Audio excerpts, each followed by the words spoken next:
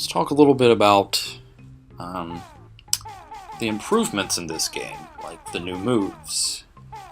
The new moves are great. Um, Splitting up is cool. That was a really cool idea. It makes sense too. I mean, why would Kazooie just want to be in the freaking backpack all the time? I don't know why she would want to be in there all the time anyway, but really at all. But um, the idea that she comes out and she does her own thing, and she has her own puzzles, and Banjo has his own puzzles. They get their own unique moves. That's really cool. The eggs, I mean, at the end of the game, I almost like love and hate them. Like I love first-person mode. I love the variety of eggs.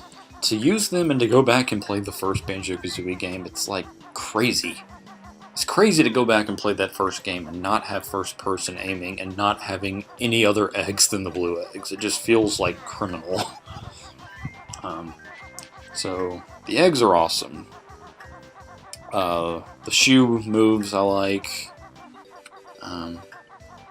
So the new moves are fun. I guess my only problem is maybe the eggs are used too much. I mean, I don't know. It just kind of feels like maybe some of the other moves could have been used more and maybe less egg stuff. It just kind of feels like grenade eggs are maybe used more than they should have been. Maybe they could have found a way to use the ice eggs more. Maybe a little more variety. But I like the new moves quite a lot in this game. I like the collectibles in this game. Some people don't like collectathon stuff when it feels like completely pointless.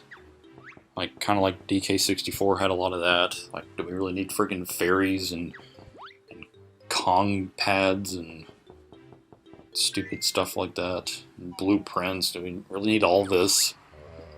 I think the collectibles are pretty fine in this game. I like what they did with the Jinjos. They have more of a purpose. It's not just, hey, there's 5 of us, get us. You know, they're actually, like, trying to get back to their families. And I like how they're different every file. So I like them quite a bit.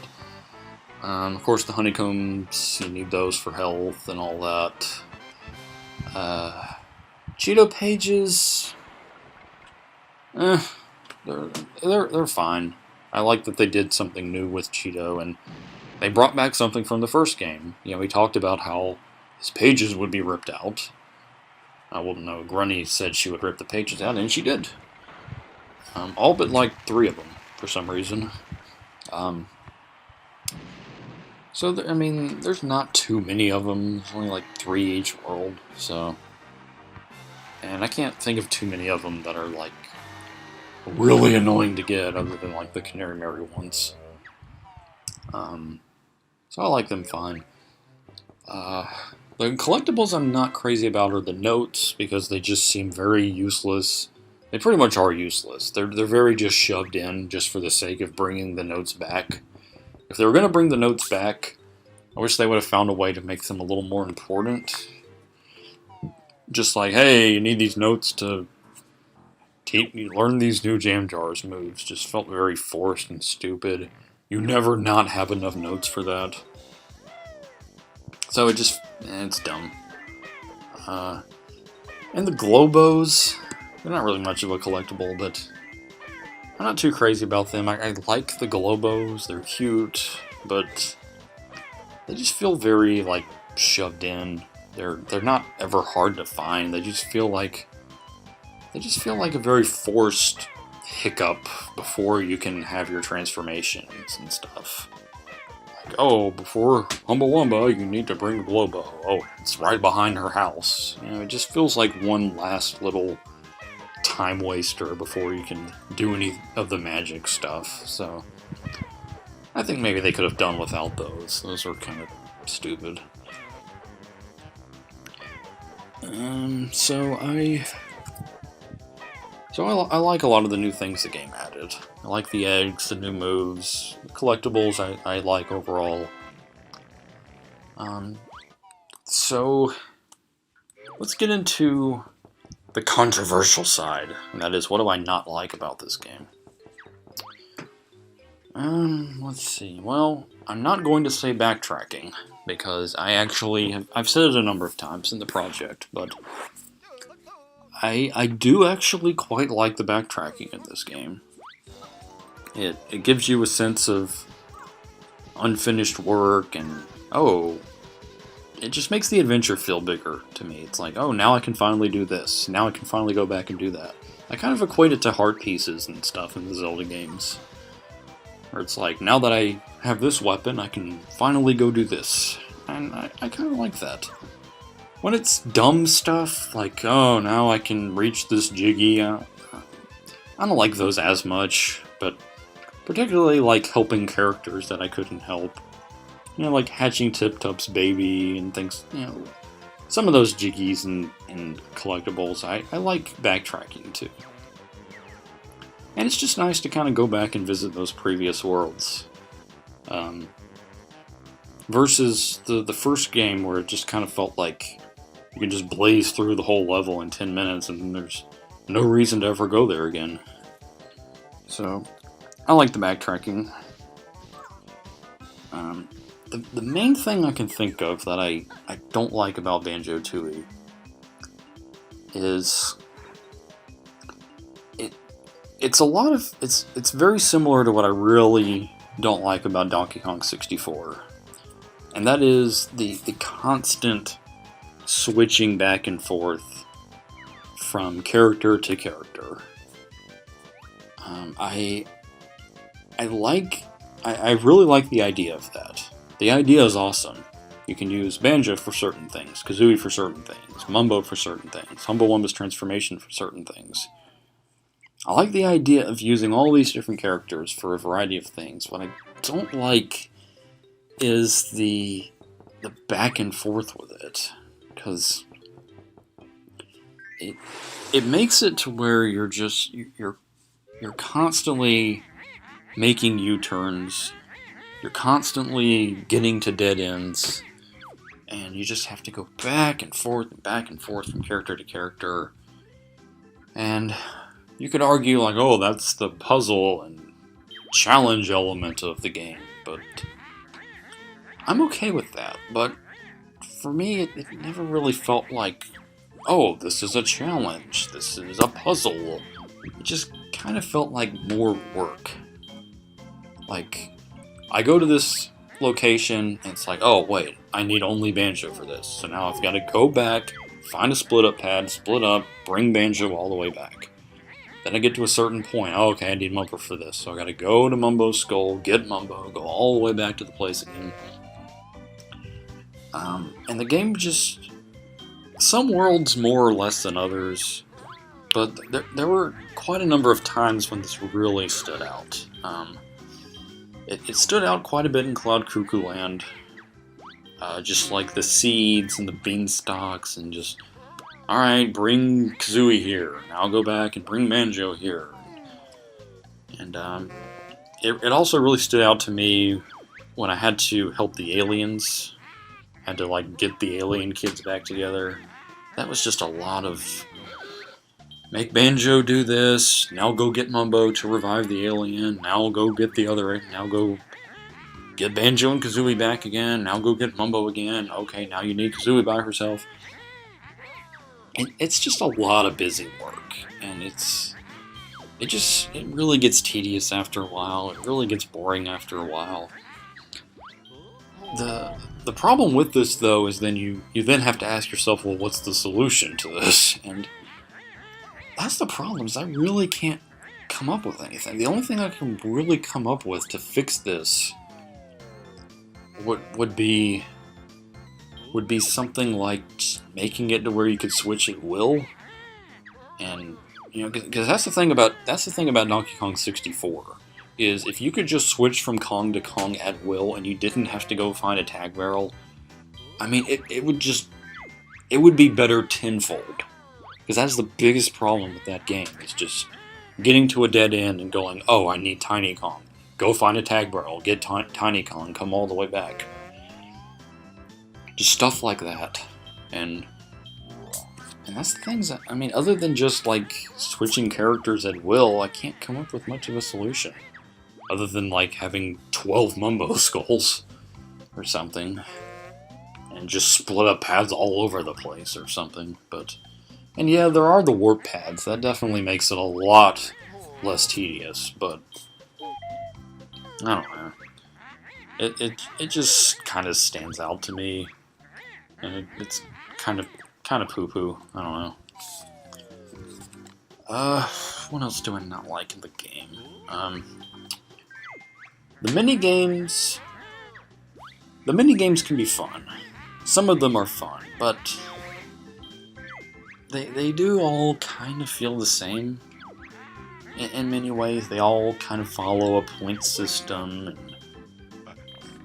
some of them just feel very lazy. And oh, here's this level's point system game. Yay, you beat it. Here's a Jiggy. I don't know.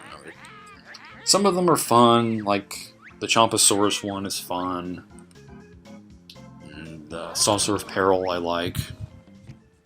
The ones that are like really fast, you know, it just feels really fast paced and quick and crazy. I like those quite a bit, but like the packing game is stupid. And so some of the I like some of the mini games, but I think they could have maybe made them a little more interesting, maybe more unique, maybe not make them all follow a point system.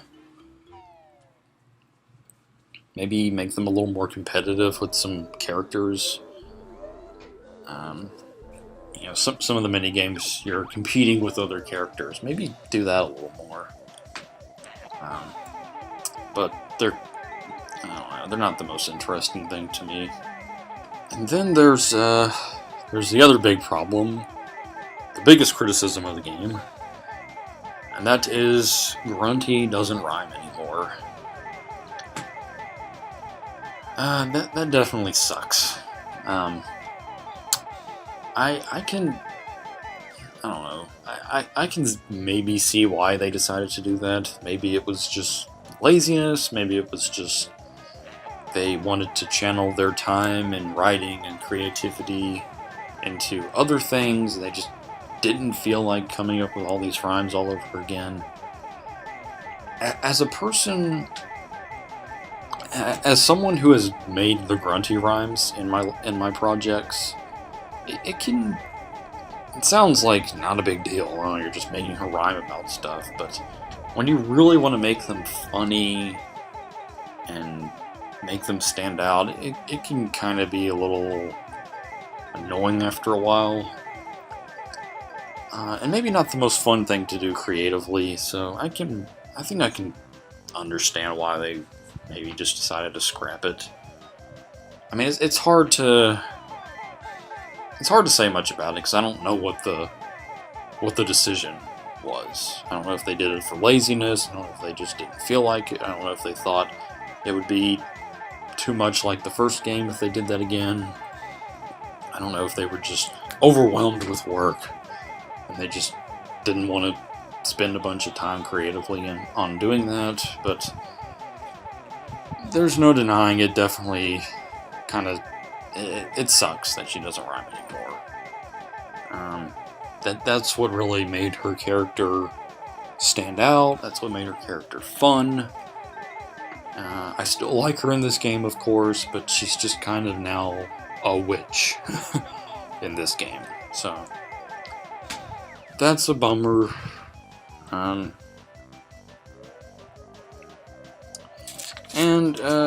talked about some of these other things already that I don't like.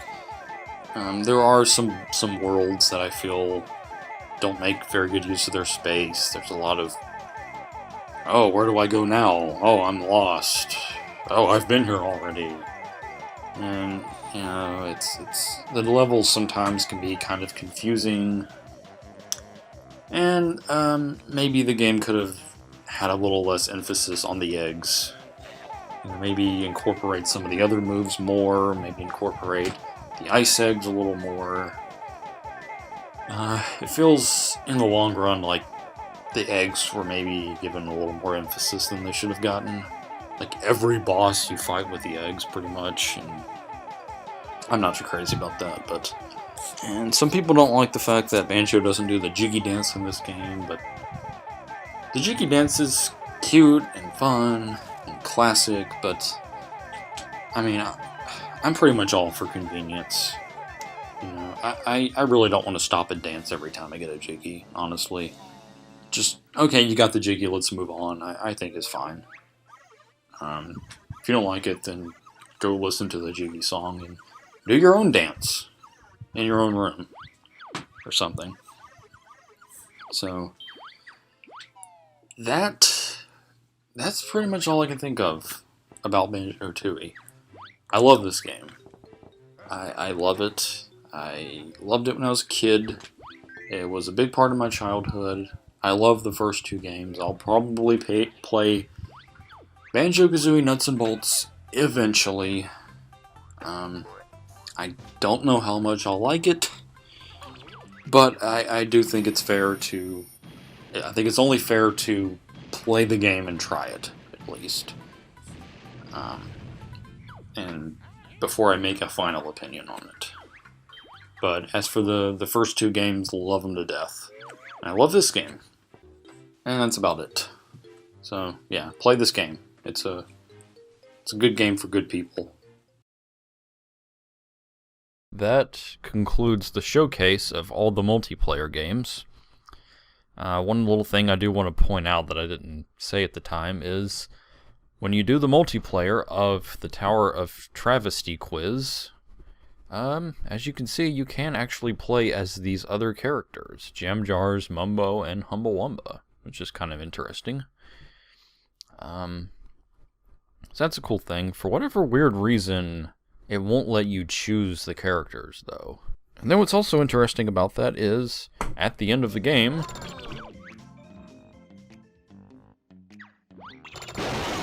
that's right, they kill the losers. So, for those of you who hate these characters, you can finally see your dream come true of them dying. So that concludes the multiplayer showcase, and next up is I'm going to do a showcase of the game's credits and the cast of characters list.